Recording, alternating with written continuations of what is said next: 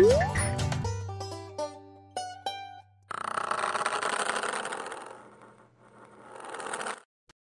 warahmatullahi wabarakatuh. Waalaikumsalam.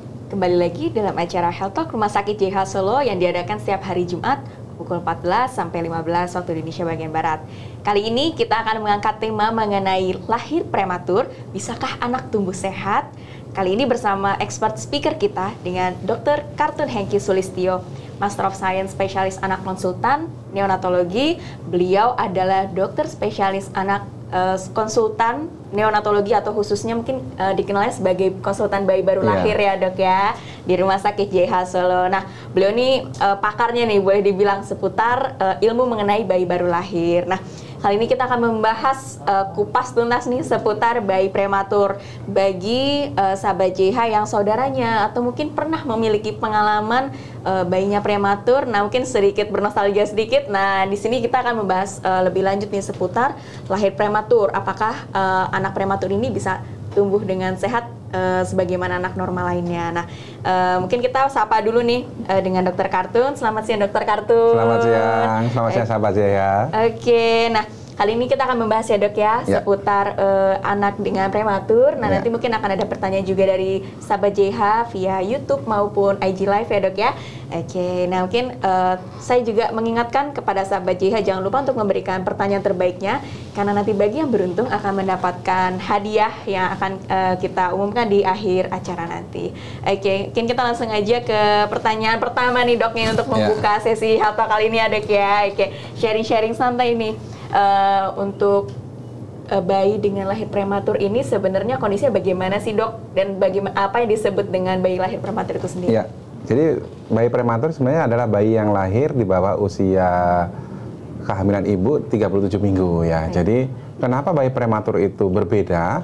Karena memang sangat beresiko terhadap gangguan pertumbuhan dan perkembangan ya, dan juga beresiko terhadap beberapa penyakit yang cukup berbahaya sehingga perlu pemantauan yang terus-menerus terhadap pertumbuhan berat badannya, tinggi badannya maupun lingkar kepalanya. Baik, oke, jadi memang lahirnya tidak sesuai dengan usia yang normal ya dok ya, biasanya di bawah 36 minggu tadi ya dok ya? 37 minggu. 37 minggu, baik dok. Kemudian untuk penyebabnya sendiri dok, memang kan kalau prematur ini faktornya ada multifaktorial ya, banyak ya dok ya, faktornya bisa dari faktor ibunya pada saat kehamilan. Nah kira-kira apa sih dok penyebab tersering yang menjadi pemicu dari lahir prematur ini? Ya, jadi bayi prematur ini biasa disebabkan karena masalah kehamilan pada ibunya ya. Bisa masalah ibunya sendiri, contohnya ibunya mungkin sakit, atau ibunya mungkin anemia, atau mungkin ibunya sakit paru-paru, atau sakit yang lain ya. Itu faktor yang paling sering. Faktor kedua adalah faktor plasentanya. Jadi plasentanya bayinya mungkin perlekatannya kurang baik, atau mungkin aliran darahnya kurang baik. Yang terakhir dari faktor janinnya di dalam kandungan sendiri itu dok. Jadi janin di dalam kandungannya itu mungkin mengalami gangguan tumbuh atau mungkin mengalami kelainan sehingga mengakibatkan kelahiran prematur pada saat ibu hamil ya. Baik. Ya. Oke. Nah kalau cara mendeteksinya dok, itu kira-kira bagaimana sih dok mendeteksi bayi pada prematur? Ya jadi pada saat jadi kalau kita bicara mengenai bayi prematur jadi seperti ini dok. Jadi ada fase pada saat dia di dalam kandungan, ada fase pada saat lahir, dan ada fase di mana bayinya sudah pulang. Baik. Nah, jadi pada saat dia di dalam kandungan, tentu saja dokter kandungannya bisa mendeteksi ini bayinya ini masih prematur ini dok. Nah, jadi untuk sahabat JH yang ya tentu saja yang harapan kita kan lahirnya cukup bulan ya. Betul. Tetapi jika memang terpaksa lahir prematur, diberitahukan, misalkan dokter obstetrisnya memberitahukan bahwa ini harus dilahirkan karena alasan ini. Nah, sahabat Jaya harus memastikan bahwa menanyakan ke dokter kandungannya ini bagaimana dengan dokter anaknya, karena ada fungsi yang cukup krusial tentang dokter anaknya di sini. Kenapa? Karena dokter anaknya ini nanti akan menyiapkan apakah perlu inkubator, apakah perlu alat bantu napas, apakah perlu surfaktan atau perlu apa. Jadi ini krusial banget. Jadi dokter anaknya akan menanyakan ke dokter kandungannya. Jadi sehingga ibu yang nanti masih misalkan dibilang ini harus dilahirkan ternyata masih prematur, harus menanyakan kepada dokter kandungannya atau mungkin sudah harus memiliki dokter anak sehingga dokter anaknya sebelum dilahirkan bayinya sudah siap-siap istilahnya ya. Ya, jadi itu yang mungkin yang penting harus diperhatikan oleh ibu-ibu yang sedang harapannya jangan sampai lahir prematur, tapi jika memang harus lahir prematur, selain dokter kandungannya juga peran dokter anaknya penting sekali nih, Dok. Baik, jadi memang adanya kolaborasi ya, Dok ya, untuk menentukan planning ke depannya, bagi ibu maupun juga untuk janinnya ya, betul. Dok ya. Jadi walaupun jadi masih di dalam kandungan, dokter anaknya sudah langsung memplanning ini harus bagaimana. Nah, seperti sehingga walaupun bayinya lahir prematur, ya dia baik-baik aja. Seperti itu dia. Tapi memang yang terpenting yang menarik ya, seperti yang sudah disampaikan Dokter Kartun, memang support pernafasan untuk bayi pada prematur ini juga penting ya, Dok ya. Betul. Karena memang tuh kondisinya juga spesial. Nah, ya, jadi betul, Dok. Jadi begitu bayinya lahir, ya sebagai dokter anaknya kita harus mempersiapkan ya. Baik. Jangan sampai terkaget-kaget, butuh ini kan nggak bisa seperti itu.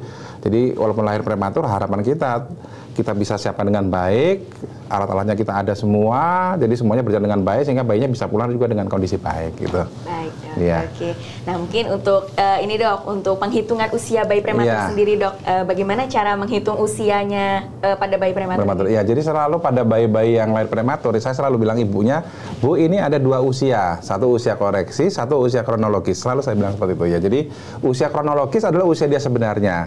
Contohnya misalkan lahirnya hari ini, 2 bulan kemudian usianya adalah 2 bulan bayinya. Nah, itu usia kronologis. Tapi kalau usia kronologis dipakai untuk imunisasi dan sebagainya ya. Nah, ada namanya usia koreksi, Dok.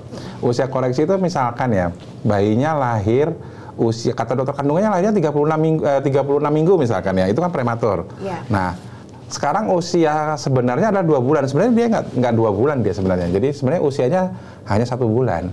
Jadi usia koreksi adalah usia bayinya 36 minggu, dari 40 minggu dikurangi 36, terus sisanya berapa usianya. Jadi misalkan dia usia sekarang 2 bulan sebenarnya, tetapi dia lahir 36 minggu, bahwa sebenarnya usia koreksinya adalah baru 1 bulan lah. Untuk apa, Dok, usia koreksi? Kadang-kadang ibu tanya, Dok, apa bedanya tuh? Nggak begini dokter bikin pusing saya. Usia koreksi untuk melihat perkembangannya. Jadi kita menghitung perkembangannya, kapan dia duduk, kapan dia jalan, itu pakai usia koreksi. Baik. Nah, seperti itu. Jadi penting sekali untuk ibu-ibu tahu, ibu sahabat Ceria tahu bahwa begitu bayinya lahir prematur punya 2 usia. Beda dengan bayi cukup bulan. Baik. Iya. Untuk diplot di grafiknya sendiri, nah itu nanti juga pendekatannya berbeda ya, Nah, Dok ya. grafiknya juga sama. Jadi kita kalau bayi prematur selalu memakai grafik Fenton namanya ya. Jadi kita pakai grafik Fenton sampai usia bayinya, kalau kita hitung istilahnya 40 minggu. Ya, baru kita pindahkan ke buku KIA. Nah, biar nggak kaget. Soalnya kalau langsung misalkan lahirnya 32 minggu, langsung kita plot di buku KIA, itu nanti orang tua bisa kaget. Wow, ini kok di bawah sekali, Dok. Nah, bisa stres pikiran. Nah, padahal sebenarnya yang terbaik adalah pakai grafik Fenton dulu. Baik. Setelah itu baru kita pindahkan, sehingga ukuran yang kita lakukan itu adalah valid, itu seperti itu. Ya. Dan juga tidak membuat orang tua khawatir tadi. Iya, betul sekali. Ini kalau saya berapa kali dapat pasien datang ke sini di plotnya, loh kok bukan di sini plotnya, padahal kelahirannya 32 minggu, Dok, 8 bulan saja, Dok. Anda boleh diplot di sini. Nah, begitu diplot sini ya lingkar kepalanya rendah sekali, ini semua rendah sekali ya, ini nggak mengangkat-ngangkat nanti ya. Baik. Jadi begitu ya, Dok. Baik, oke. Nah, ini menarik ya. Jadi memang ada pendekatan yang berbeda pada bayi yang lahir dengan prematur ya, Dok ya. Betul sekali. Cara mengukur di grafiknya tuh nanti juga memang ada baiknya ibu-ibu sahabat JH ini konsultasi lebih lanjut ya, Dok ya, seputar cara ngeplotnya, karena memang ada pendekatan yang berbeda pada bayi yang lahir prematur dengan bayi yang lahir dengan cukup bulan ini ya, Dok ya, gitu. Karena nanti untuk menilai kondisi bayinya nih sebenarnya masih dalam rentang normal atau enggak, walaupun dia lahir dengan prematur ya. Betul sekali. Jadi banyak sekali orang tua, Dok ini kok belum bisa duduk sih, Dok. Nah, ternyata memang usia koreksinya belum saatnya duduk dia. Nah, seperti itu dia. Baik, Dok. Oke. Wah, ini sudah mulai ada masuk beberapa pertanyaan nih, Dok. Mungkin kita selingi sedikit satu, Dok. Yang pertama mungkin ada pertanyaan dari siapa ini? Oke. Dok, izin bertanya, apakah bayi yang lahir prematur akan mudah terkena kuning gitu, Dok? Oke, ini bagaimana nih, Dok? Pertanyaan. Bukan kuning, stunting ternyata, Dok. Stunting, Oke. Jadi betul sekali ya. Jadi begitu bayi lahir, kan bayi lahir ditangani dokter anak, pasien masuk di rumah sakit, katakanlah mungkin kita rawat 2 minggu gitu ya. Nah, kalau kita di Rumah Sakit Jaya ini ada program untuk nutrisi bayi prematur, namanya nutrisi dini dan agresif. Kita di Rumah Sakit Jaya punya.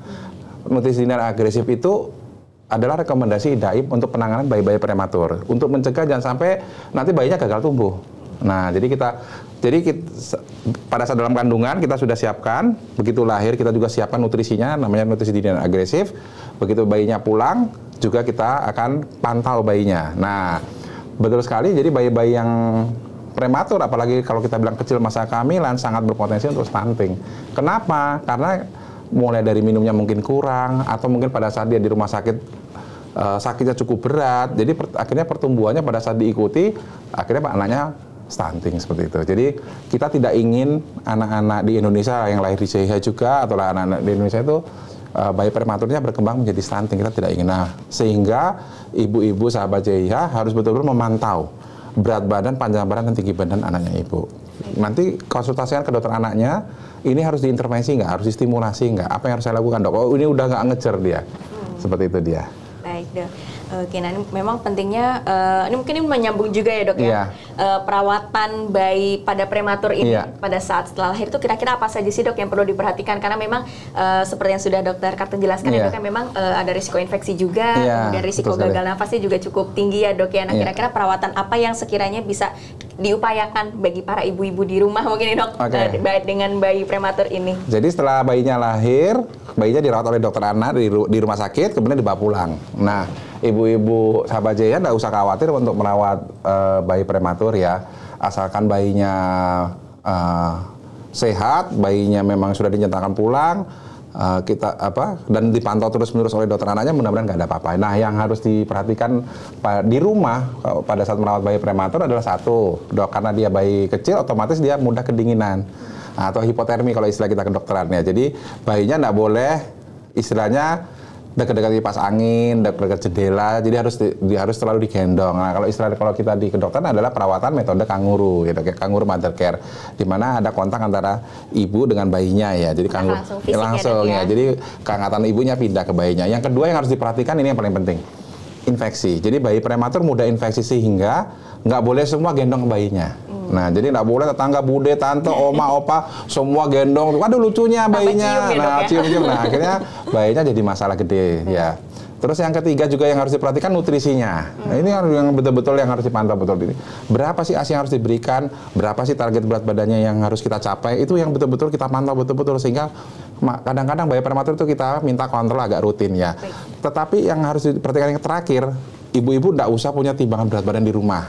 Itu bikin pusing ibu-ibu. Jadi timbang nggak naik dok, naik. Padahal itu biar pekerjaannya kita deh, pekerjaan dokter sama perawat di rumah sakit ya. Biar apa? Biar ibunya kalau di rumah nggak pakai timbangan itu, ibunya bisa tenang, ASI-nya banyak, semangat seperti itu ya.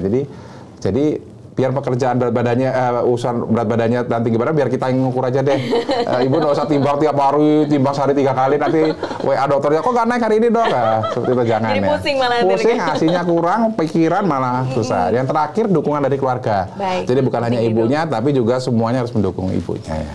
Itu dia perawatan di rumahnya. Nah, mungkin yang perlu di point out juga yang menarik nih ya, seputar pada saat akan kontak dengan bayi dengan prematur ini perlu cuci tangan juga ya dok ya. Pentingnya cuci tangan ya dok ya, mencegah infeksi antara yang pegang bayi sama ke bayinya. Karena memang risiko infeksi ini juga selalu harus cuci tangan ya, dok ya. Harus ya. Nah, memang banyak juga case yang seperti bronkopneumonia atau peradangan paru itu ya dok ya, pada akibat kontak dengan banyak orang dengan bayi-bayi. Jadi contohnya aja misalkan tantenya ada yang sakit batuk ya, gendong bayinya, aduh lucunya cium ya kan, pindah tuh kumannya. Bayinya terlalu rentan akhirnya jadi masalah. Jadi memang begitu sampai di rumah ya ibunya harus tegas, mohon maaf ini nggak bisa digendong. Yang boleh gendong misalkan ibunya saja atau oma opa aja dengan bapaknya. Nah, harus dibatasi. Kalau enggak nanti keblongan, nanti malah salah dia malah. Ya. Baik dok. Sama mungkin ASI juga ya dok ya, memang pelekatan yang baik sama intake-nya juga nanti diperhatikan ya, intake ASI dari bayinya. Tapi yang penting jangan punya timbangan bayi biar kalau kata dokter nggak pusing. Pusing sendiri. Jadi banyak pasien konsul ke saya, dok saya timbang rumah dulu, udah bu, timbangannya taruh di gudang aja deh bu. Nanti malah ibu pikiran nanti. Oke. Nah memang support ini salah satu komponen utama nih yang menguatkan ibu juga ya dok ya dalam proses mengawasi perkembangan bayi dari ibunya ini ya dok ya. Karena supaya nanti juga pemberian ASI-nya juga lebih lancar. Lebih lancar, ibunya nggak stres juga. Ibunya nggak stres, bayinya juga intake-nya jadi lebih baik. Lebih baik ya. Jadi nanti tumbuh kembangnya juga ikut berprogres ya dok ya. Oke. Nah, ada pertanyaan berikutnya dok. Nah kalau untuk bayi prematur, apakah boleh diselingi dengan pemberian susu formula dokter? Nah mungkin ini juga salah satu pertanyaan yang sering ya dok yang ditanyakan. Baik. Jadi kalau kita untuk bayi prematur selalu mengedukasi untuk ASI ya. Kenapa? Karena udah bayinya prematur, kalau ASI itu ada faktor untuk daya tahan tubuhnya. Nah, jadi ada faktor imunitas untuk bayinya satu. Jadi penting sekali untuk ASI ya Bu ya. Jadi untuk sahabat Jaya, untuk bayi prematur, tetap kalau saya tetap pilihan pertamanya adalah ASI. Masalah susu formula apakah boleh? Nah tentu pada kondisi khusus ya, kondisi khusus yang harus konsultasi dengan dokter anak.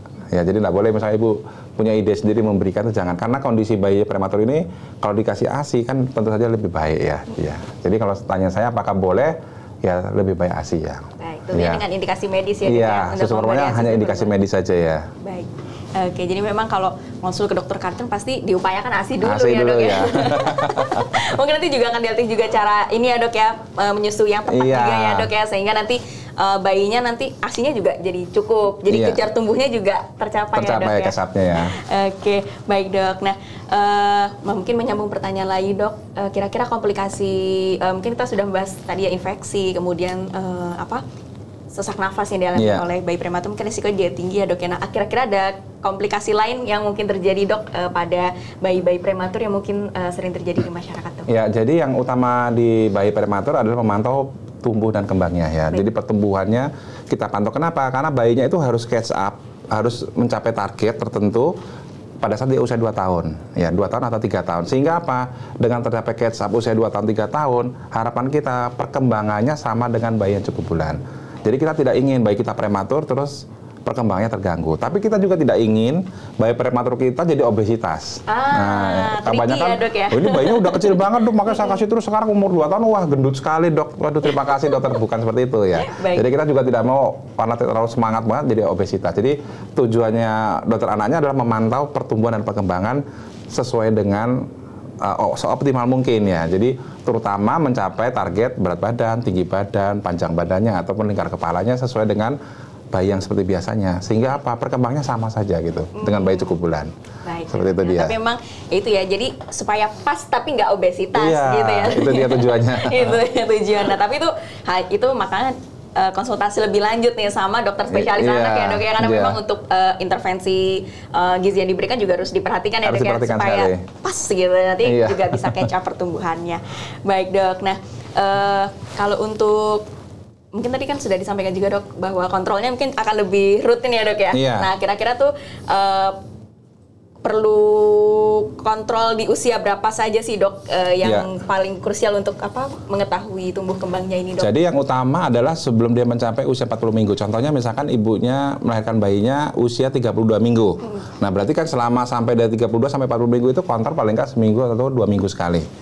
Karena apa? Karena di situ yang kita pantau betul kenaikan berat badannya. Kenaikan berat badannya harus sesuai target. Contohnya targetnya misalkan 25 gram per kilogram per hari ini misal targetnya ya. Jadi kita pantau betul. Setelah itu kalau sudah melewati 40 minggu dan kondisi stabil, kontrolnya setiap bulan aja sesuai dengan jadwal imunisasi. Karena kan kita selalu menjadwal imunisasi kan setiap bulan tuh nantinya. Nah itu nanti setelah itu sesuai dengan jadwal imunisasi 1 bulan sekali, kecuali ada masalah ya. Seperti itu dia. Baik dok. Untuk melengkapi imunisasi wajib juga ya dok ya? Wajib juga, walaupun bayi prematur imunisasinya jelas harus tetap diberikan. Baik dok. Karena juga salah satu mencegah risiko infeksi, stunting juga ya dok ya. Betul benar, semua harus imunisasi. Betul dok. Baik. Nah kita selingi lagi dok pertanyaan dari sahabat JH. Dok, sumber nutrisi protein hewani apa saja yang bisa bermanfaat dalam menjadi BB booster yang aman untuk anak yang terlahir prematur dan mengalami BPLR? Ya, jadi tergantung usianya ya dok ya, berarti ya dok ya. Tergantung usianya. Kalau program nasional untuk protein hewani kan telur ya dok ya, setiap hari ya dok ya. Kalau misalkan ditambah ikan juga tidak masalah, ditambah daging, tapi tergantung dari usianya saya rasa ya. Baik. Jadi memang untuk pertanyaan ini dokternya akan melihat berat badannya dulu. Baik. Berat badan dan usia. Nah baru dokternya nanti akan menyarankan ini perlu tambahan apa posisinya di sini, atau sudah cukup. Kadang-kadang kan sudah cukup, anaknya udah cukup gede, udah targetnya semua tercapai ya, berarti kan kita nggak usah terlalu istilah mempush muanya ya untuk anaknya ya. Kan target kita nggak boleh sampai obesitas kan seperti itu ya. Betul. Ya itu jadi posisinya tergantung posisi berat badan dan usianya pada saat di KMS itu seperti apa. Baik. Ya. Oke, berarti dilakukan assessment dulu ya dok ya untuk menentukan nutrisinya. Iya, betul sekali. Baik dok. Ini memang kalau udah dirasa cukup juga nggak terlalu agresif untuk memberikan nutrisinya ya dok ya. Untuk pertanyaan berikutnya dok. Nah, dok, apakah ini mitos atau fakta dok? Anak yang lahir prematur lebih rentan sakit-sakitan. Nah, ya.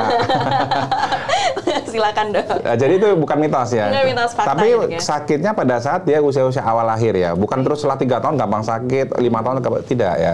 Jadi pada saat awalnya karena memang maturitas organ tubuhnya belum matang, ususnya belum matang, otomatis misalnya kita berikan minum pada saat usia 1 hari bayinya, itu kadang-kadang residunya banyak atau perutnya jadi kembung. Nah itu kan karena memang dia belum matang organ tubuhnya. Yang kedua memang respon imunnya nggak bisa maksimal sehingga dia gampang infeksi. Makanya kenapa bayi prematur yang kecil itu kita cemplungkan di inkubator, kita masukin inkubator. Kenapa? Ya untuk melindungi dari semuanya.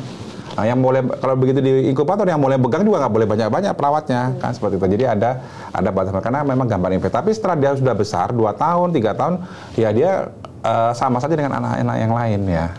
Jadi nggak gampang sakit enggak ya saya rasa. Gampang sakitnya pada saat di awal-awal kelahirannya aja.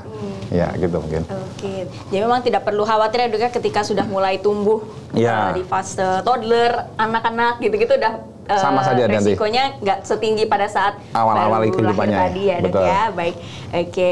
Ada pertanyaan berikutnya dok. Apakah bayi yang lahir prematur kemampuan otaknya tidak sebagus bayi normal lainnya? Ya.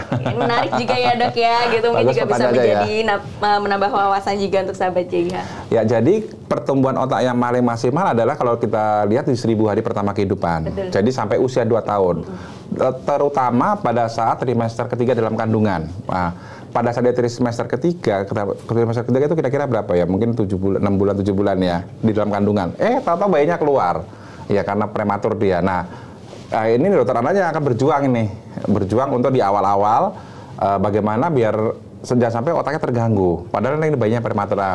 Yang itu yang tadi saya sampaikan, kesiapan dokter anaknya itu yang ibu hamil harus perhatikan betul. Kadang-kadang itu yang terlewat. Nggak peduli dengan dokter anaknya, yang penting sudah lahir aja, enggak ya. Jadi harus betul-betul ini dokter anaknya ini bagaimana persiapannya seperti itu ya. Jadi begitu dokter anak sudah siap, harapannya kan begitu bayinya lahir kita sudah siap, tidak terjadi komplikasi yang serius sehingga perkembangan otaknya bisa kita kejar seperti itu ya. Kalau berat badannya naik terus, panjang badannya naik, otomatis lingkar kepala juga naik. Begitu lingkar kepalanya naik juga, ya otomatis harapan kita perkembangannya akan normal. Jadi tujuan utama pemantauan tumbuh kembang pada anak adalah untuk pada bayi prematur mencegah jangan sampai terganggu masalah kognitifnya. Nah itu tujuannya kita, jangan sampai IQ-nya terganggu lah seperti itu. Jangan sampai bayi prematur kita pada saat sekolah rankingnya 30 itu jangan sampai. Nah itu tujuannya kita. Oke, karena juga nanti terganggunya perkembangan kognitif juga akan mempengaruhi kualitas hidupnya ya dok ya. Nanti kasihan dia rankingnya 30, ranking 40. Nah, kita kan maunya ya tetap ranking 1, walaupun prematur ya rankingnya tetap ranking 1, dia tetap bisa bersaing. Baik, harapan kita kan ke depan seperti itu. Ini ya menciptakan generasi emas ya. Iya. Nah ini emang tugas mulianya dokter anak tuh begini ya dok ya. Baik dok, kita sambil lagi dok untuk pertanyaan berikutnya. Dokter izin bertanya, anak saya BBLR namun alergi protein susu sapi. Apakah anak saya bisa tumbuh kembang normal seperti anak bayi pada umumnya jika minum susu soya? Iya. Oke. Iya. Silakan dok. Jadi kalau susu sapi adalah protein hewani, susu soya protein nabati. Ya, jadi saya tidak bisa menjawab langsung, tapi kalau antara protein hewani dan nabati kan dari pemerintah Depkes sendiri kan selalu menyarankan protein yang hewani ya. Nah, jadi saya sarankan ibu tetap menggunakan protein hewani. Kan banyak juga yang alergi susu sapi kan, yang susu sapi yang sudah dihidrolisat atau yang sudah semua yang asam amino kan semuanya banyak ya. Jadi saran saya untuk ibu adalah tetap memberikan misalkan terpaksa susu sapi ya alergi ya bisa diberikan yang lain karena kita tetap yang protein hewani toh sesuai dengan anjuran Depkes bukan protein nabati ya. Kalau soya kan dari nabati ya seperti itu dia. Nah seperti itu. Oke, jadi memang anjuran utama tetap di protein hewani. Hewani ya. Nah, memang protein hewani itu boleh dibilang kunci ya dok ya untuk mencegah stunting di masa depan ya. Karena harapannya di 1000 hari pertama BBLR itu naiknya tetap maksimal ya. Betul dok. Iya. Oke, baik dok. Ada pertanyaan lagi berikutnya dok. Bayi saya sekarang usianya 6 bulan dok, tapi dia lahir prematur. Apakah memang usianya sudah cukup untuk mulai empasi? Empasi apa saja yang bisa diberikan dok untuk bayi yang lahir prematur ini?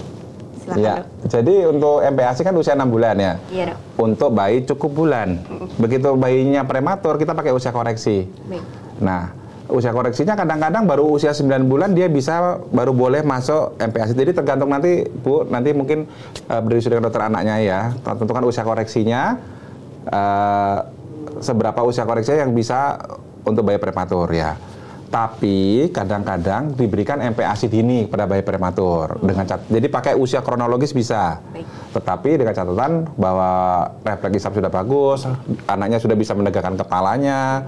Jadi ada syarat-syarat tertentu kalau kita mau menggunakan usia kronologis 6 bulan untuk memulai MPASI pada bayi prematur. Baik. Tapi umumnya pakai usia koreksi. Usia koreksi Nah, tapi kalau lihat patokan. kadang saya beberapa pasien masih usia kronologis 6 bulan, kalau lihat kondisinya sudah baik, bisa ngangkat kepala, perkembangan berat badannya baik, nah ada apa-apa kita mulai MPASI dini juga. Karena juga untuk menutup kekurangan nutrisi yang Iya. pastinya udah mulai surut ya, Dok ya. Betul. Jadi tetap bisa pakai usia koreksi, bisa usia kronologis. Nanti diskusikan dengan dokter anaknya. Baik, Dok, karena Iya. memang untuk case ini boleh dibilang cukup personal ya, Dok Cukup ya. personal, karena ya. melihat kesiapan Kondisi refleks bayinya. dari bayinya ya, Iya. Dok ya. Oke, baik, semoga bisa menjawab pertanyaan ya, Bu ya. Tapi memang untuk case ini ada baiknya dikonsultasikan dulu dengan dokter anaknya, atau mungkin dengan dokter Kartun juga boleh, Dok. Baik, Dok. Nah, ini ada pertanyaan berikutnya, Dok. Dok, bagaimana cara merawat bayi lahir prematur dan memiliki orang tua yang memiliki penyakit keturunan? Mungkin ini penyakit seperti hipertensi atau DM mungkin ya, Dok, atau komorbid ya? Bentar, ini maksudnya mungkin apa bayinya sudah lahir ya? Sepertinya sudah lahir, Dok. Ya, sudah lahir, sudah ibunya lahir. maksudnya punya asma gitu ya maksudnya Pak ya? Punya Iya. penyakit keturunan ya?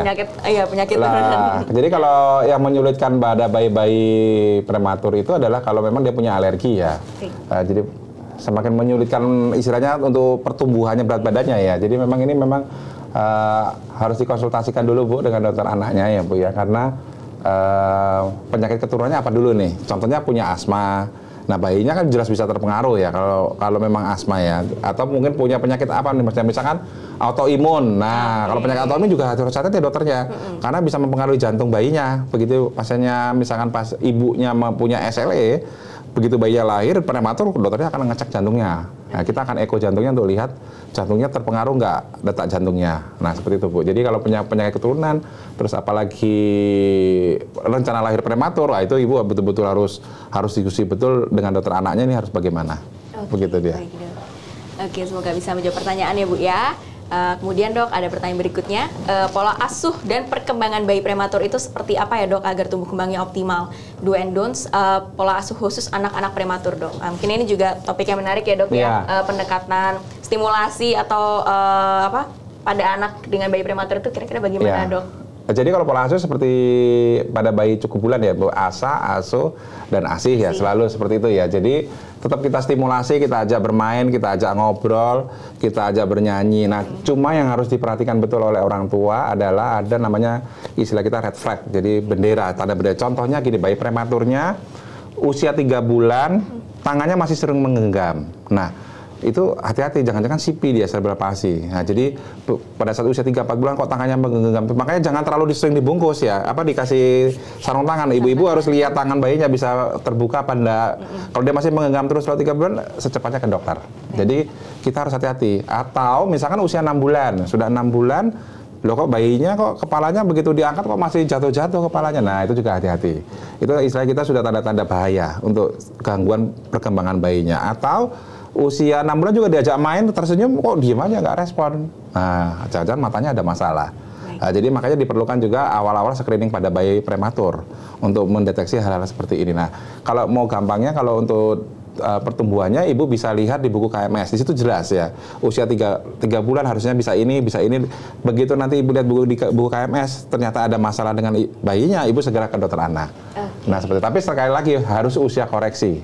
Ya, jadi kalau ibu masih bingung usia koreksi, bisa tanya ke dokter anaknya. Ini usia koreksi anak saya saja berapa bulan Dok? Nah, itu karena memplot usianya itu yang kadang-kadang salah orang tua. Dikira, loh ini kok udah 9 bulan anak saya belum bisa duduk, Dok, misalkan. Padahal usia koreksi baru 7 bulan misalkan, seperti itu dia. Iya. Nah, jadi kalau ibu tanya bagaimana yang optimalisasi, ya tetap kita stimulasi, ya tetap kita berikan ASI, kita berikan imunisasi, terus kita monitor ya, kita monitor ke dokter anak atau ibu monitor sendiri, ada di buku AMS-nya kok itu. Panduan-panduan monitornya. Ya, ada semua, buku AMS tebel banget tuh, ada semua itu. Ada semua. Iya. Dan memang juga benefit dari KMS ini sendiri juga cara penyampaiannya tuh mudah diterima mudah ya diterima. Dok ya. Bagi ibu-ibu mungkin yang baru pertama melahirkan, yang baru pertama hamil itu juga penyampaiannya itu mudah diterima. Mudah seperti diterima. misalkan cara penyajian makanan yang tepat pada saat hamil atau mungkin untuk pada saat nanti anak mulai empas itu juga udah ada urutan-urutannya ya Dok ya. Ada stepnya. Nanti juga bisa jadi alat nih bagi para ibu-ibu sahabat Jaya nih untuk membantu perkembangan bayi juga jadi, ya Dok ya. Buku KMS harus dibaca. Jadi begitu punya bayi lahir, buku KMS dibaca, ditanya yang detail ke dokternya. Jadi zaman sekarang itu ibu-ibu harus banyak membaca, biar sparring partner dengan dokter anaknya. Kalau cuma berobat duduk manis di depan dokter diam aja udah nggak model sekarang. Harus sparring partner. Jadi dok tanya ini anak saya kok ngene gitu seperti itu. Jadi harus seperti itu. Jadi dokter anaknya juga semangat ya menjelaskan ini ibunya peduli. Nah seperti itu. Jadi udah nggak model lagi sekarang dokter ibunya duduk manis duduk diam itu udah nggak model sekarang ya. Sudah lebih kritis ya Dok ya. Dok saya baca itu biasa seperti itu. Tapi ini juga bisa jadi modal untuk ini ya Dok ya, mencegah stunting juga ya Dok ya, ketika ibunya sudah mulai lebih aware terhadap pengetahuan tumbuh kembang anak, itu juga nantinya harapannya sih bisa menurunkan angka stunting di area Solo Raya juga Dok ya. Kan memang stunting kan dimulai dari keluarga ya. Jadi keluarganya sudah waspada, dia akan segera mencari solusi ya, seperti solusinya ke dokter atau ke puskesmas atau mungkin ke posyandu. Nah solusi seperti itu yang sehingga stunting ini bisa angkanya menurun dengan cepat ya. Baik dokter, oke.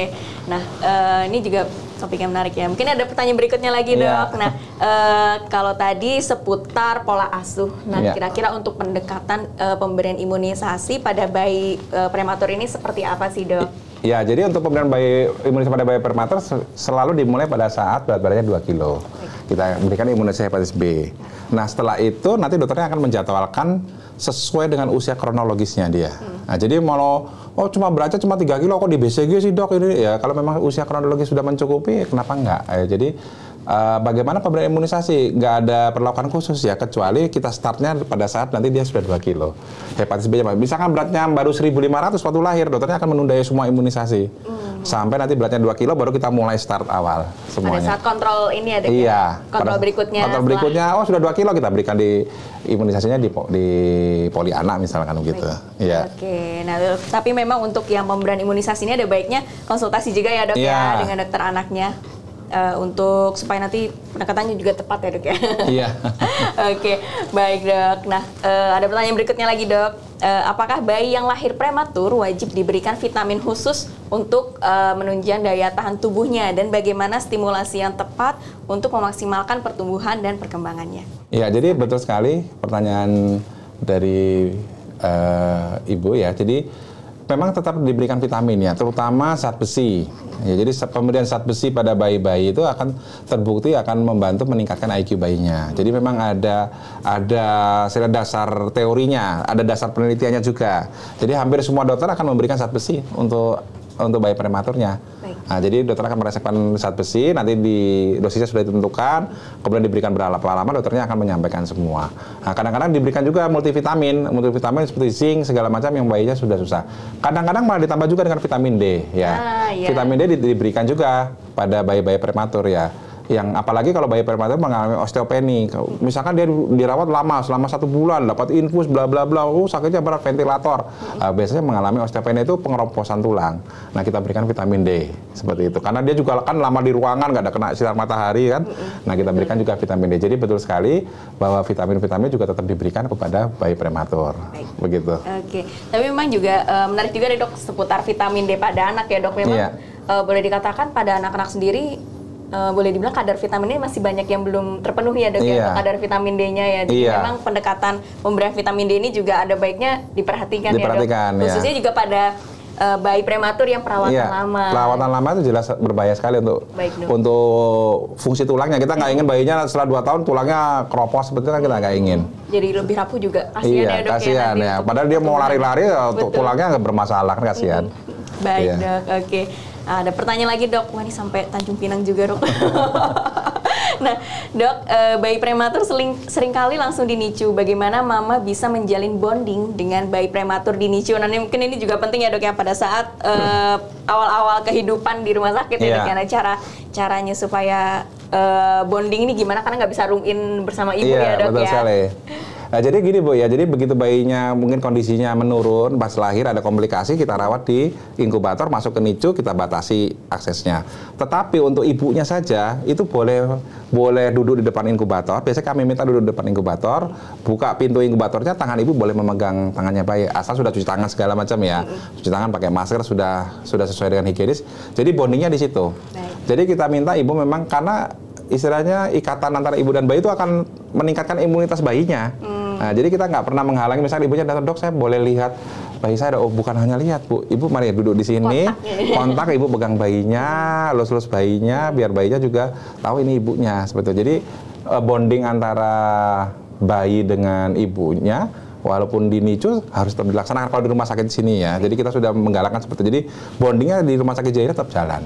Baik. Ya, jadi kita nggak pisah ibunya di rumah aja, udah kita tangani, enggak. Kita minta ibunya datang mesti. Baik. Iya, seperti itu. Tapi memang terkait physical contact antara bayi dan ibu ini meningkatkan imunitas ini sudah masuk penelitian juga ya dok ya, karena memang ini terbukti juga nih di penelitian bahwa memang itu juga bisa meningkatkan imunitas bayinya. Jadi memang penting-pentingnya mencium bayi bayinya sendiri. Pas lagi menyusui juga bisa ya dok ya. Salah satu pada saat misalkan kangur mother care itu kan bayinya kecil ya. Betul, nah, kita kangur mother care juga bonding dengan ibunya ya. Betul. Kalau pasti intim lagi ya, lebih intim dok lagi. Ya, itu kalau sudah stabil biasanya. Betul. Iya. Baik dok. Tapi memang kalau KMC sendiri dilakukan di rumah juga bisa ya bisa. dok ya sebenarnya. Biasanya sampai di rumah kita minta KMC ya. Baik dok. Iya. Oke. Jadi nanti juga dilatih, dibiasakan lagi di rumah juga nggak apa-apa ya dok. Nggak apa-apa.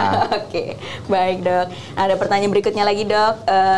Dok, apakah betul ibu hamil yang kekurangan asam folat, zat besi, dan kekurangan vitamin D memicu melahirkan bayi yang prematur? Iya. Jadi faktor ibu ini memang berperan penting ya Bu ya. Faktor ibu di sini adalah faktor yang setahu saya ya, saya kebetulan dokter anak bukan dokter kandungan ya. Jadi setahu saya yang berpengaruh terhadap perkembangan bayi, satu anemia pada ibu, yang kedua gizi pada ibu, yang ketiga kebiasaan ibu merokok, alkohol, itu jelas berpengaruh pada ibu. Terus penyakit pada ibu, beberapa penyakit pada ibu. Nah, apakah asam folat apa segala macam ini berpengaruh apa enggak? Asam folat itu, pemberian asam folat pada ibu hamil itu untuk perkembangan otak bayinya. Nah, jadi ini juga penting banget. Jadi bukan hanya kita ngurusi bayinya, berat badannya saja, tetapi kan organ tubuh bayinya yang penting. Jadi pemberian asam folat pada ibu hamil yang diberikan oleh dokter kandungan itu penting untuk perkembangan saraf bayinya. Seperti itu dia. Oke. Nah, memang juga perkembangan saraf pada anak itu juga akan terus berkembang, terutama 5 tahun pertama ya dok ya. Itu berkembang secara pesat ya dok ya. Iya. Jadi memang itu disiapkan dari masa kehamilan, diberikan nutrisi ibunya tadi ya dok. Iya. Oke, semoga bisa menjawab pertanyaan ya bu ya. Kemudian ada pertanyaan berikutnya dok. Dok, kira-kira faktor penyebab terbesar selain gizi apa yang menyebabkan bayi prematur ini? Ya. Jadi yang utama betul Bu, memang masalah utama adalah nutrisinya. Jadi ASI-nya yang diberikan tidak sesuai target yang kita inginkan. Akhirnya berat badannya meleset dari target kita. Masalah yang kedua adalah sakit. Jadi bolak-balik bayinya sakit. Ya, contohnya bayinya misalkan batuk, pilek, diare, terus mungkin demam, opnam bayinya. Turun, mau naik lagi baru mau naik, sakit lagi.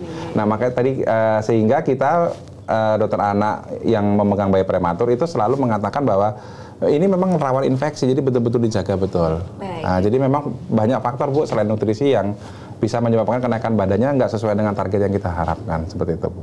Terutama masalah sakit pada bayinya itu tersendiri. Iya. Maka dari itu harus segala bentuk penyakitnya harus segera ditangani ya. Iya. Terus betul-betul dihindari betul kontak dengan orang yang lain ya, bayinya ini ya. Baik dok. Terutama pada awal-awal kehidupan. Awal kehidupannya ya. Oke. Tapi kalau sudah mulai tumbuh, kontak pun juga mulai nggak apa-apa ya? Nggak apa-apa ya. Jadi kalau sudah tumbuhnya sudah misalkan udah setahun, udah sesuai dari nggak masalah itu. Nggak masalah. Baik. Iya. Oke. Ada pertanyaan lagi berikutnya dok. Dok, bayi-bayi yang lahir prematur baru-baru ini dan berjemur, bagaimana ya dok tips berjemur supaya di tengah polusi udara yang buruk ini bagaimana tips berjemurnya nih dok? Karena tetap butuh exposure matahari, tapi dilema lainnya adalah polusi udara yang tinggi. Silakan dok. Jadi yang pertama yang harus sahabat Jaya ingat adalah berjemur pada bayi itu tidak di tengah halaman. Ya, tidak di luar. Baik. Cukup di dalam rumah, tetapi cahaya mataharinya masuk lewat kaca. Nah itu udah lebih dari cukup ya. Itu kan jelas terhindar dari polusi ya. Cuma banyak pemahaman dari ibu-ibu dan orang tua, jemurnya kudu di tengah halaman, panas ngetang-ngetang istilahnya ya. Jadi akhirnya apa?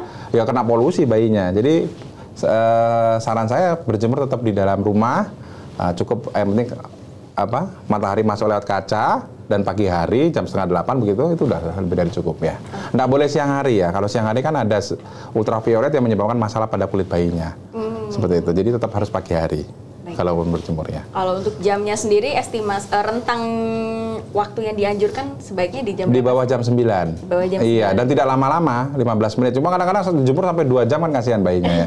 Jadi jemur nggak usah lama-lama, Bu. Jadi tetap paling 15 menit, paling lama 30 menit ya. Itu untuk merubah kuningnya ya. Jadi terbukti bahwa sinar matahari bisa memang mengatasi kuning pada bayi. Memang tapi belum ada penelitian, tapi secara teori memang bisa. Untuk vitamin D-nya sendiri memang harusnya lebih siang lagi ya, tapi kan berbahaya juga untuk bayinya ya, seperti itu. Baik, ya. Oke. Nah mungkin ini yang perlu diperhatikan ya terkait tips menjemur. Menjemur ya, banyak sekali yang tanya mengenai itu. Iya betul dok, karena memang pada saat biasanya awal-awal baru lahir kan bayinya rutin dijemur ya dok ya.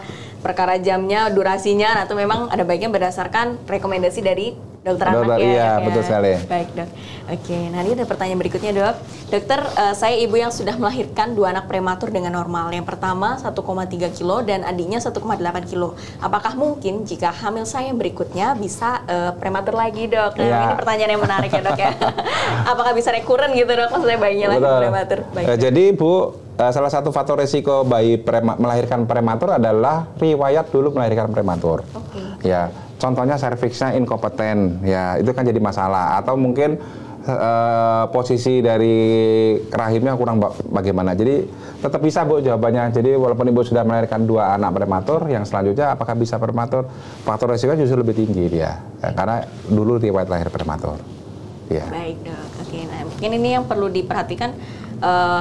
Pada saat periksa ke dokter kandungannya dok ya, mungkin bisa juga diatasi ya salah satu yang memungkinkan resiko terjadinya prematur ini ya dok ya. Iya, ini ibunya harus kontrolnya lebih ke dokter kandungannya ya Bu ya, takutnya prematur lagi soalnya. Baik dok. Oke, karena memang tadi seperti yang sudah dijelaskan dari dokter Kartun, karena memang faktornya ada banyak nih, bisa dari ibunya, bisa dari pengaruh plasentanya, bisa juga nanti hal-hal yang menyebabkan bayi itu lahir secara prematur ya dok. Baik. Oke, ada pertanyaan lagi berikutnya dok. Dok, mau tanya anak saya lahir 32 minggu dengan berat badan 2,3 kilo. Sekarang usia di 3 bulan dengan berat 4,5 kilo. Apakah anak saya tetap minum susu BBLR atau sufor biasa dok? Oke, silakan. Ya, jadi ya ibu tidak memberikan ASI ya. Kita juga tidak menyalahkan ya Bu ya. Karena kan mungkin ada indikasi medis dari dokter anaknya untuk memberikan susu formula ya. Saya kan nggak tahu alasan medisnya ya. Tapi kalau pertanyaannya tentang apakah sudah berat badan 4,5 kilo, apakah BBLR atau super biasa ya harusnya super biasa.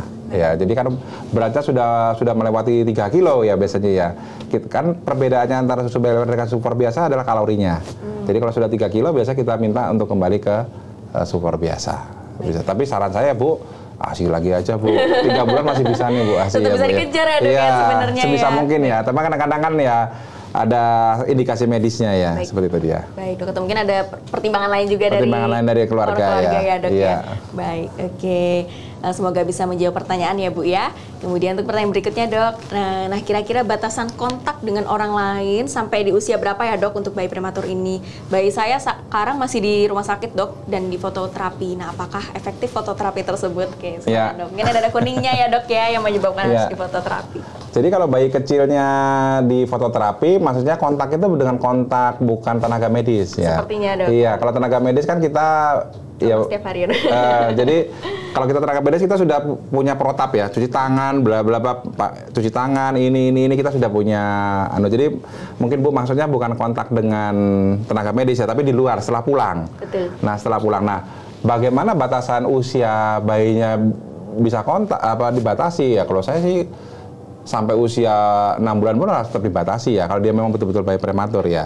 Tapi dibatasi itu gini Bu, maksudnya jangan terus, oh gara-gara ini saya nggak ke posyandu terlalu rame. Enggak, ya. Jadi tetap ke posyandu, misalkan imunisasi di posyandu, tetap ke posyandu, ditimbang seperti biasa, tapi itu ibu gendong lagi, seperti itu Bu ya. Jangan biarkan istilahnya semua menggendong, memegang, semua nggak boleh. Tapi tetap, maksudnya ibu tetap sosialis seperti biasa. Misalkan ibu mau menghadiri acara, misalkan acara arisan misalkan ya, tetap hadir aja. Tapi yang lain nggak boleh pegang itu loh Bu, maksud saya. Jadi bukan terus dia di rumah sampai usia 6 bulan, nggak kemana-mana, nggak ke posyandu, takut ke sini, takut ke situ. Enggak ya, tetap seperti biasa, cuma kontak dengan orang lain. Maksud saya bukan tenaga medis di rumah sakit, ya, tapi oleh orang lain di luar. Karena saya kasih contoh misalkan di rumah ya, ada rumahnya banyak sawah. Mungkin omnya habis dari sawah, terus cium bayinya. Nah, itu maksud saya yang di situ yang harus hati-hatinya di situ ya. Baik. Ya. Oke, karena memang kalau nanti bayinya nggak keluar rumah, nggak terpapar matahari Iya, juga bahaya Dok ya, betul. nanti terhadap pembentukan vitamin D. Nggak ada vitamin D juga. Jadi kalau di rumah terus juga ya jangan lah ya. Istilahnya tetap ikut posyandu. Baik. Misalkan mau imunisasi di puskesmas juga tetap boleh ke puskesmas. Yang penting ibu awasi betul bayinya. Maksudnya seperti itu. Oke, karena yang terpenting imunisasi ini juga tetap harus sesuai dengan usianya Sesuai tadi. usianya ya, Dok, tadi. ya? Misalkan bayinya baru 1 bulan masih kecil 2,5 kilo, aduh nggak usah deh Dok, jangan. Tetap ke puskesmas, tetap ke rumah sakit, tapi diawasi ya seperti itu. Baik Dok, oke. Nah ini semoga bisa menjawab pertanyaan ya Bu ya terkait pembatasan kontak yang dianjurkan ya Dok. Iya. Oke. Untuk pertanyaan berikutnya Dok, Dok apakah mitos atau fakta kalau janin usia 7 bulan lebih matang daripada janin yang umur 8 bulan? Oke, ini mitos atau fakta ya Dok ya? Kayaknya mitos itu Bu ya. Jadi kalau kategori matang atau matur untuk kita dokter anak adalah semakin tua usianya semakin matur ya. Ya, jadi usia 8 bulan otomatis lebih matang ketimbang usia 7 bulan. Organ tubuhnya, terus juga fungsi-fungsinya juga mulai berjalan. Nah, jadi seperti itu tetap lebih matang usia 8 bulan nih Bu, timbang 7 bulan. Baik Dok. Begitu. Karena juga bayinya bertambah ukuran ya Dok Iya, ya. bertambah gede. Otomatis dia juga lebih matang. Jadi untuk kasus ini adalah ini mitos ya Bu ya. Baik.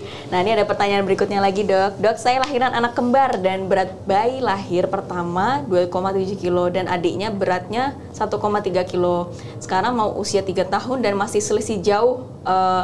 Kakaknya 16 kilo dan adiknya 10 kilo. Untuk meningkatkan berat badan ini bagusnya bagaimana ya Dok ya? Susunya. Susunya. Oke, Ya. baik Dok. Jadi kalau lihat berat badan lahirnya sama adik dan kakak ini jangan twin transfusion ya. Jadi twin transfusion di mana pada saat di dalam kandungan yang bayi yang lebih besar, ya. Jadi perbedaannya hampir di atas setengah kilo ini berat lahirnya ya. Ya. Yang Ibu Rosita ya. Jadi berat badan lahirnya jadi twin transfusion. Jadi 75% nutrisi di dalam kandungan larinya ke yang kakaknya yang 2,7 itu ya. Sedangkan yang ini tertinggal jauh sekali. Nah, otomatis dalam perkembangannya dia akan tertinggal terus. Nah, sekarang ini juga ternyata setelah usia berapa tahun nih? 3 tahun masih tertinggal. Nah, ini ibu perlu konsultasikan betul nih ke dokter anak. Ini harus yang kecil ini harus dikejar ya Bu. Ini 10 kilo 3 tahun ini kurang nih istilahnya ya. Jadi memang ini gizinya nanti kita harus perhatikan betul nih Bu. Ya 10 kilo 3 tahun tapi berat badan 1,3. Nanti Ibu harus konsultasi ke dokter anak, Bu. Ya kalau kita akan melihat yang pertama adalah apakah ada sakit di anak yang 1,3 ini. Ada penyakit tertentu enggak? Alergi, misalkan ataupun flek paru-paru atau sakit yang lain. Nah, kok dia nggak bisa ngejer yang kakaknya ini, Bu. Nah, setelah dokternya periksa normal semua, baru dokternya akan memberi saran untuk nutrisinya. Seperti itu dia. Oke. Ya. Karena memang sebenarnya ketika sudah masuk usia 3 tahun, selama pemberian nutrisinya pada saat awal PASI sampai 3 tahun ini tepat pemberiannya, insya Allah bisa mengejar ya Dok ya sebenarnya. Harusnya usia 2-3 tahun sudah catch up dia. Nah, tapi ternyata yang kecil nggak bisa catch up nih, masih tersendat-sendat dia nih. Harus cari tahu nih Bu. Harus cari tahu ya. Iya. Terkait hal ini ada baiknya nih dikonsultasikan. Kalau perlu memang dilakukan pemeriksaan serangkaian pemeriksaan khusus ya Dok ya untuk mencari underlying disease yang mungkin dialami oleh anaknya ini ya. Baik Dok. Ada pertanyaan berikutnya lagi Dok. Semuanya sudah baik dan dapat menangis dengan kencang secara normal. Nah, ketika di rumah kami menemukan tanda-tanda bayi merintih. Mungkin nangisnya kurang lega gitu ya Dok, dan sesak dalam pernafasan. Sedangkan jadwal check up dari ke dokternya ini seminggu lagi. Nah, ini bagaimana ya Dok ya untuk mengatasi hal tersebut?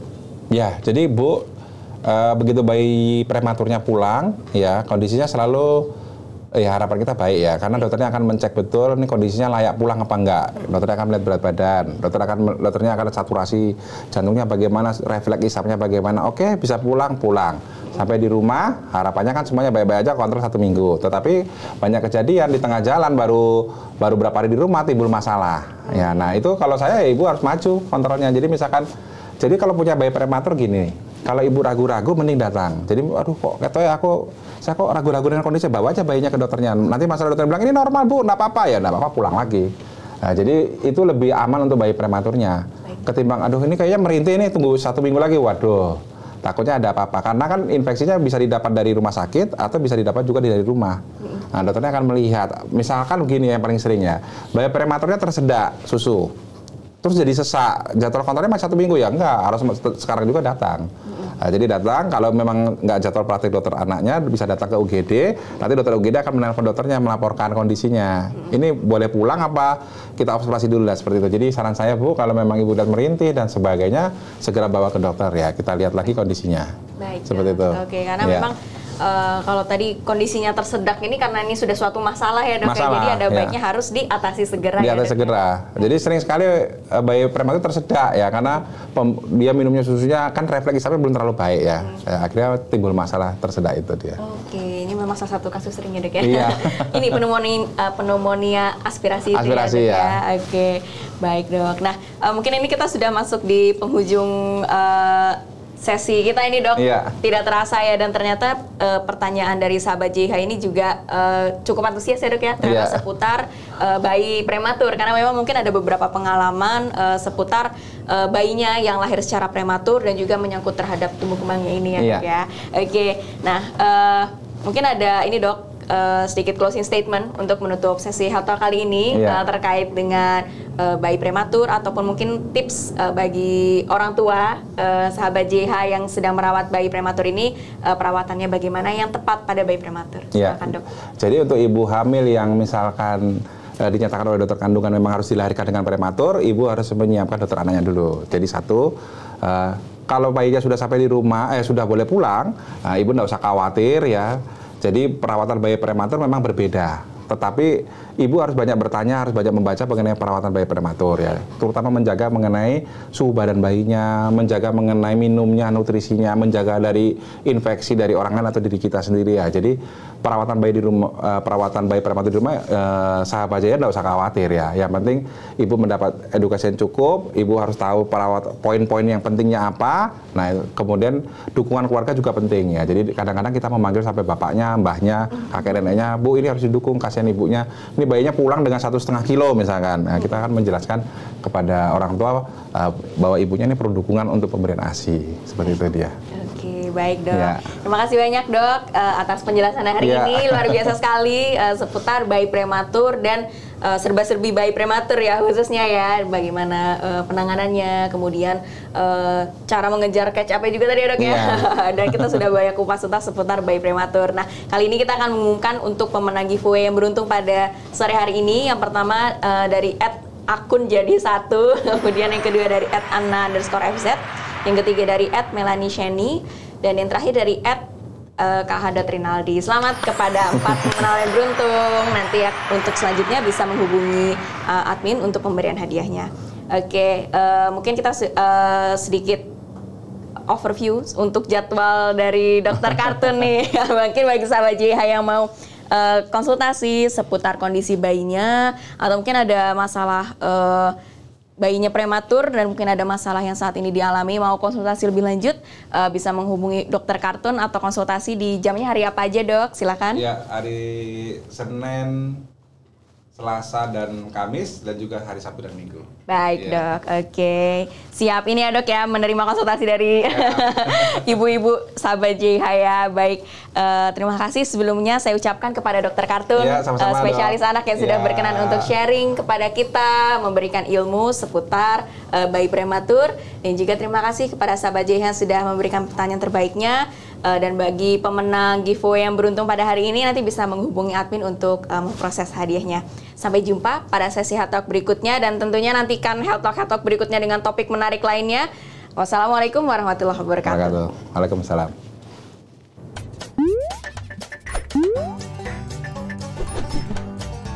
Jaya.